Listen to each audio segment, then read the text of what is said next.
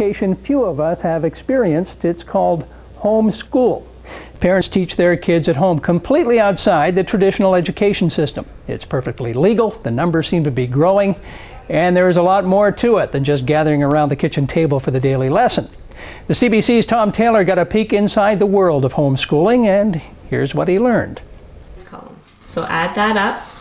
5 plus 0 is 5. Right. At the Gerard home in rural Leamington, the school day starts at 9 o'clock. 6-year-old William is in grade 1, 10-year-old Jeffrey is in grade 5, and 12-year-old Daniel is in grade 7. None of the boys has ever been to a traditional school. Amy Gerard is their mother. She's not a certified teacher, but she's taught all three from the get-go. I grew with them. And so we started in kindergarten, and we've gone from reading, arithmetic, all the way through, and I've grown along with them. So now that I'm doing William, he's back in grade 1, and it's easy. Wah, wah, says the aw sound. The Gerards buy their curriculum. Yeah. It comes from Pensacola College in Florida. It's Christian-based, and all you have to do is follow the instructions. Joanne as a fun pet. So Joanne has a fun pet. The reason I was attracted to it was very colorful. The kids enjoy it, and it's easy for me. So I figure if I enjoy it, they're going to enjoy it. I need your help. One more question. Okay, and then we'll do our history. Okay. William, you can go play on the computer for a little while we do our history. The big upside is one-on-one learning. They all learn differently, so I have to adjust how I approach them. Daniel is very much, he likes me there, he likes to know for sure what the instructions are, and so he waits for me. Are they trying to find the percent that you pay or how much you pay? How much you pay. Now Jeffrey, he's a little self-motivated, a little more, and he wants to rush ahead and just do it on his own. And I've had to slow him down and just make sure that he's understanding everything. The Gerards have a very structured approach, almost a traditional style of homeschooling. 0 plus 7 is 7. 7 plus 2 is 9. Right. Flight of the future, but it does not. At the Willemsma's home outside of Kingsville, the learning is quite a bit less structured, approaching what some homeschoolers call unschool. We look at the whole world as sort of a school. So you look at what's going around and you can churn it into education. School attendance is mandatory for Canadians until what age? 16. In fact, the Education Act of Ontario is quite clear. Every child must attend elementary or secondary school from the age of 6 until the age of 16. However, attendance is excused if the child is receiving satisfactory instruction at home or elsewhere.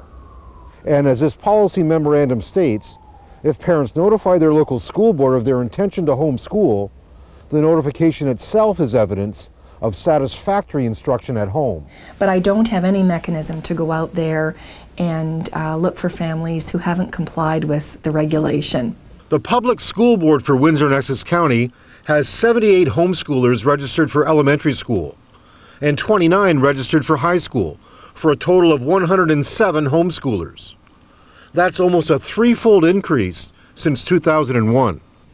Definitely, I would like to see them in our schools because I believe the Greater Essex County District School Board provides wonderful programs and learning opportunities for our students. However, the choice is the parents.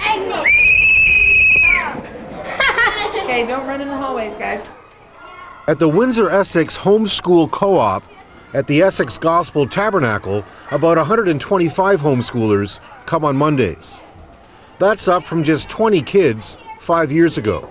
This is on ships, boats, and things that float. Parents lead groups of kids through classes of non-academic material. This is a yak skin boat. There are no tests, no quizzes, and the purpose is as much social as it is about learning. If you stay at home alone, you're not getting a real perspective of what's going on in the world, and it's important as a homeschooling parent to make sure that your child has varied activities. The options for kids here, like this drama class, are just a snippet of what's available for homeschoolers. My name is Moo. I live in Kalamazoo. Life learning is almost as important as book learning for us.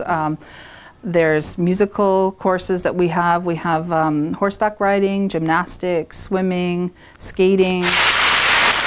This is just one example of the weekly shinny game for homeschoolers at the Essex Arena, Tuesdays from 1 to 3. And just like at rinks everywhere, moms talk about their kids. Denise Poison, on the right, used to teach school. Now she homeschools her 6-year-old Pierre en français. I can bring him to different places and we can learn together, and I feel like I'm participating in his education in a wonderful way, and I feel like we all benefit as a result. But how do homeschoolers do when compared to their school-taught peers? At the University of Windsor, there are just 3 first-year students who were homeschooled, maybe 15 in the entire institution. But as a group, they do well, ranking in the top quarter of their class. They don't require as much structure and as much support in many ways as students who may be coming on directly from high school in some ways. And so as a result, they very much are ideal learners for the university environment. So the University of Windsor is interested in seeing that number grow. The actual number of homeschoolers is just about impossible to get at. Many parents don't register their kids. A lot like to stay anonymous. Homeschooling organizations estimate a population of 30 to 40,000 in Canada, about 1% of the student population. And Statistics Canada reported a registration growth rate of 10% in Western Canada a decade ago. The actual numbers in our area, maybe 300.